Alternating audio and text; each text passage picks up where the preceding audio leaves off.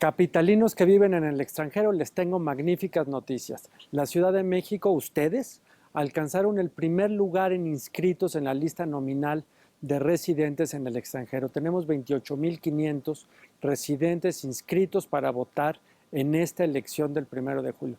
¿Qué es lo que falta? Pues que materialices tu voto, que lo envíes y que nos llegue a tiempo. Debe de llegar 24 horas antes de la jornada electoral.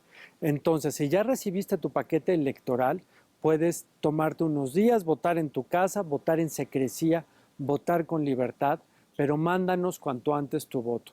Todo el proceso es gratuito, lo puedes hacer a través de UPS, ya sea dejando el sobre en cualquiera de las oficinas de esta empresa de mensajería o bien llamando a la propia empresa y pidiendo que vaya alguno de sus representantes a recoger tu paquete. Tenemos ya más de 6,000 paquetes que se han recibido en la Ciudad de México, se están recibiendo con tranquilidad, se están recibiendo con seguridad, llegan siempre custodiados por el ejército y será el 1 de julio cuando en presencia de observadores internacionales, de observadores electorales y de las autoridades de cada una de las casillas, se abran los sobres y se cuenten los votos que ustedes nos enviaron desde el extranjero. Muchas gracias.